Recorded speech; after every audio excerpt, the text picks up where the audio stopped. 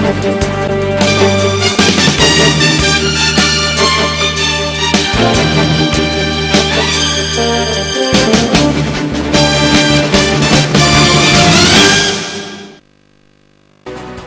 समाजवादी पक्षाने घेतली पत्रकार परिषद, अबू आझमींनी डागली काँग्रेससह मोदींवर तोफ।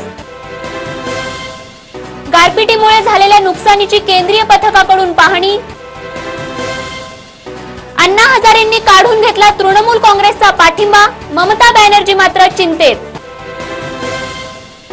गारपीटग्रस्तांच्या मदतीसाठी मुख्यमंत्र्यांनी घेतली पंतप्रधानांची भेट, 5,000 कोटींची केली मागणी। नागपूरमध्ये कांचन गडकरींनी केलं जनतेला जागृत राहण्याचं आवाहन। आणि आज मिशन लोकसभामध्ये परभणीचे राष्ट्रवादीचे विजय भांबळे यांची मुलाखत। नमस्कार, मी Swati Godse, time TV Maharashtra news मध्ये मी आपलं स्वागत करते। नजर टाकूया त्याच्या ठळक घडामोडींवर।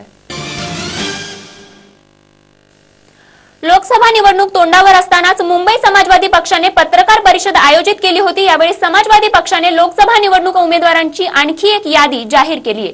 दरम्यान मुंबई प्रदेश समाजवादी पक्षाचे अध्यक्ष अबू आझमी यांनी भाजप व नरेंद्र मोदींसह काँग्रेस, राष्ट्रवादी आणि मनसेवरही जोरदार हल्लाबोल केलाय। हमारा टारगेट आप पूछिए मत हमसे, हमारा टारगेट मोदी है। अगर हमारा टारगेट मोदी नहीं होते तो हम दो इलेक्शन, दो बार का जो गया है 2 टर्म, हम भी एनडीए में बैठ करके सत्ता का लड्डू खाते। लेकिन हमने एनडीए में हम नहीं बैठे, हमने उसके बाद बगैर किसी शर्त के यूपीए को समर्थन किया हुआ है। तो फिर हम दुश्मन किसके हो गए? हम दुश्मन एनडीए के हैं, हम दुश्मन नरेंद्र मोदी के हैं। हम सांप्रदायिक शक्तियों को किसी भी तरह से रोकना ही चाहते हैं। समाजवादी पक्षाची उमेदवार यादी पुढील प्रमाणे: वर्ध्यातून डॉक्टर अंकुश नवले, अहमदनगर येथून राजेंद्र पवार, तर यवतमाळ वाशिम येथून परवेज सिद्दीकी, नांदेडमधून साहेबराव मोरे, गडचिरोली चिमूर मधून विनोद नन्नवरे, जालन्यातून कुंजबिहारी अगरवाल, बीडमधून ॲडव्होकेट माणिकराव बावणे, रामटेकमधून मायाताई चौरे, भंडारा गोंदियातून डॉक्टर रामेश्वर ठाकरे या उमेदवारांना उमेदवारी बहाल करण्यात आली आहे। यानंतर पुढच्या 3 दिवसात भिवंडी, नाशिक, पुणे, परभणी, धुळे, हिंगोली, नंदुरबार आदी ठिकाणच्या उमेदवारांच्या तिकिटाची घोषणा करण्यात येणार आहे। जिल्ह्यामध्ये सुरू असलेला अवकाळी पाऊस, वादळ आणि गारपिटीमुळे शेतकऱ्यांच्या पिकांची झालेल्या नुकसानीची पाहणी करण्यासाठी केंद्रीय पथकाने परळी तालुक्यातील कवडगाव, घोडा, कवडगाव, सावळा आणि सफदरबाद या गावातील शेतकऱ्यांच्या शेतात जाऊन त्यांच्या शेतातील झालेल्या पिकांच्या नुकसानीची प्रत्यक्ष भेट देऊन पाहणी केली। तसंच त्यांनी नुकसान झालेल्या शेतकऱ्यांशीही नुकसानी संदर्भात संवाद साधून त्यांचं म्हणणं जाणून घेतलं। लोकसभा निवडणुकीसाठी ममता बॅनर्जी या खुद्द ज्येष्ठ समाजसेवक अण्णा हजारेंचा पाठिंबा घेऊन लोकसभेच्या रणांगणात उतरल्या होत्या। मात्र आता अण्णा हजारेंनी ममता बॅनर्जींचा पाठिंबा काढून घेऊन त्यांना धक्का दिलाय। देशात स्थिर सरकार यावं म्हणून ममता बॅनर्जी यांना पाठिंबा दिला होता, पण आता आपण तृणमूल काँग्रेसला पाठिंबा न देण्याचं अण्णांनी स्पष्ट केलंय।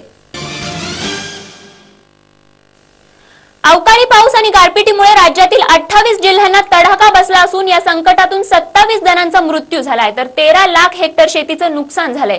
राज्यातल्या गारपीटग्रस्त शेतकऱ्यांना मदतीसाठी मुख्यमंत्री पृथ्वीराज चव्हाण यांच्या शिष्टमंडळाने पंतप्रधानांची भेट घेऊन 5,000 कोटी रुपयांची मागणी या शिष्टमंडळाने पंतप्रधानांकडे केली आहे।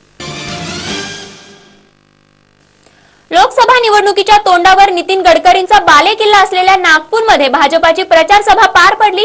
नागपूरचे लोकसभेचे उमेदवार नितीन गडकरी यांच्या प्रचार सभेत बोलताना गडकरींच्या सुविद्य पत्नी कांचन गडकरी यांनी लोकांशी संवाद साधलाय।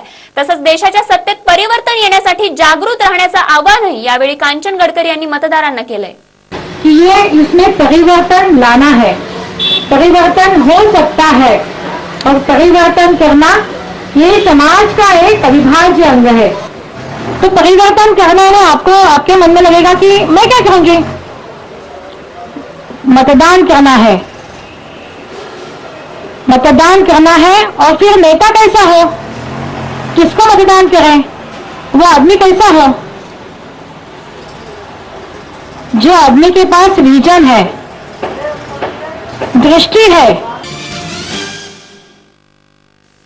गेल्या 8 दिवसांपासून गायब असलेलं मलेशिया एअरलाइन्स MH370 या विमानाचं अपहरण झाल्याची धक्कादायक बातमी समोर आली आहे। इंटरनॅशनल न्यूज एजन्सीने दिलेल्या माहितीनुसार हे विमान हायजॅक केल्यानंतर अपहरणकर्त्यांनी कम्युनिकेशन डिव्हाइस बंद केलं होतं. मात्र या विमान अपहरण मागचा उद्देश अद्याप समोर आलेला नाही. आणि आज मिशन लोकसभामध्ये आपण बघणार आहोत राष्ट्रवादीचे परभणीचे लोकसभेचे उमेदवार विजय भांबळे यांची आमच्या टाइम टीव्हीच्या रिपोर्टरने घेतलेली ही खास मुलाखत. आपण पाहत आहात टाइम टीव्ही महाराष्ट्र. आज आपल्यासोबत आहेत राष्ट्रवादीचे जिल्हाध्यक्ष जे परभणी मतदारसंघातून आहे विजय माणिकराव भांबळे. आज आपण त्यांच्याकडनं जाणून घेऊया की लोकसभेच्या पार्श्वभूमीवर त्यांच्या कुठल्या आणि कशा हालचाली सुरू आहेत. नमस्कार सर.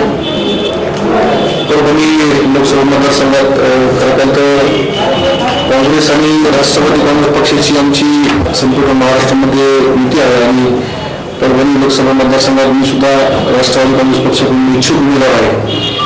आणि जर पक्षाने मला जर उमेदवारी दिली परभणी लोकसभा मतदारसंघाची नक्कीच आम्ही जी मागच्या 14 वर्षापासून राज्यामध्ये जी काही आमच्या युती सरकारने आघाडी सरकारने जे कामं केली, केंद्र सरकारने जी कामं केली त्या कामाच्या आधारे आम्ही जनतेपर्यंत जाऊन आम्ही मतदान त्या ठिकाणी मागू. आणि खऱ्या अर्थानं देशाचे नेते आदरणीय पवारसाहेबांनी सोनियाजी गांधी यांनी चांगले निर्णय या देशामध्ये घेतले. त्याच्यामध्ये खरं पाहिलं राष्ट्रीय अन्न सुरक्षा कायदा हा एक चांगला निर्णय सोनियाजी गांधी व पवारसाहेबांनी घेतला आणि एका ग्रामीण भागामध्ये 74% लोकांना अतिशय कमी भावामध्ये धान्य मिळण्याचं काम त्या ठिकाणी युपी सरकारने केलं. दुसरी गोष्ट राज्यामध्ये राजीव गांधी जीवनदायी योजना ही योजना सुरू केली. अतिशय गरीब लोकांसाठी चांगली उपयोगी योजना आहे. जी गरीब लोक अतिशय बिमार असतील या योजनेच्या माध्यमातून सुद्धा चांगल्या प्रकारचा फायदा ग्रामीण भागातल्या 70 ते 80% लोकांना होणार आहे. त्याचबरोबर परभणी जिल्ह्यामध्ये अनेक विकासाची कामं राज्याचे उपमुख्यमंत्री सन्माननीय अजितदादा पवार साहेबांनी आमच्या परभणी लोकसभा मतदारसंघामध्ये केले. त्याच्यामध्ये विशेष करून गोदावरी नदी आमच्या ज्या परभणी जिल्ह्यातून गेली आहे या नदीवरती जवळपास 18 बॅरेज त्या ठिकाणी बांधण्याचं काम अजितदादा पवार साहेबांनी केलं. परभणी शहरामध्ये पिण्याच्या पाण्याची योजना ती सुद्धा अजितदादा पवार साहेबांच्या पुढाकाराने परभणी शहरामध्ये कार्यरत झालेली. असे वेगवेगळे विकासाची कामं गेल्या अनेक वर्षापासून या परभणी जिल्ह्यामध्ये करण्याचं काम अजितदादा पवार साहेब आमचे जिल्ह्याचे पालकमंत्री दाससाहेब फैया खान आम्ही सर्वांनी मिळून केले. त्यामुळे आम्ही नक्कीच लोकांसमोर जाऊ आणि दाखवू की हे आम्ही आमच्या पक्षाने काम केलं आणि आम्हाला पक्षाला लोकसभेला सहकार्य करा अशा प्रकारची विनंती जनतेसमोर करणार. त्यांनी जनतेसाठी अनेक विकास कामे केली आहेत. तर सर तुम्ही 4.5 वर्षापासून या पदावर आहात तर तुम्ही जनतेसाठी सध्यापर्यंत किती प्रगतीशील कार्य पार पाडले.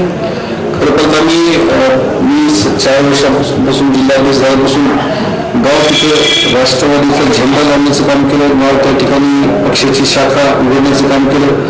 ग्रामीण भागातले जे लोक आमच्याकडे येतात शहरी भागातले लोक येतात लोकांची अडचणी असते की आम्हाला एमएससीबीच्या माध्यमातून वीज पुरवठा होत नाही. अनेक लोकांची मागणी असते की आम्हाला बँकेच्या माध्यमातून कर्ज मिळत नाही. काही लोकांची मागणी असते की आम्हाला जायकवाडीचं शेतकऱ्यांना पाणी मिळालं पाहिजे. अनेक असे वेगवेगळे विकासाची कामं असतील किंवा शेतकऱ्यांची हिताची कामं असतील ही सगळी कामं आमच्याकडे शेतकरी घेऊन येतात. आणि या शेतकऱ्यांचं काम करण्यासाठी मी 4.5 वर्षापासून संपूर्ण जिल्हाभरात मी प्रयत्न केला.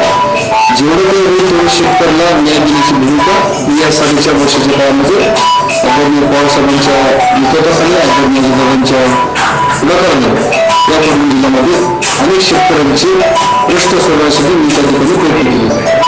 त्यांनी शेतकऱ्यांच्या विकासासाठी अनेक कामे केली. तसंच तुम्ही सर जनतेचे प्रतिनिधी म्हणून कुठले आवाहन करू इच्छिता तुमच्या पक्षाकडून.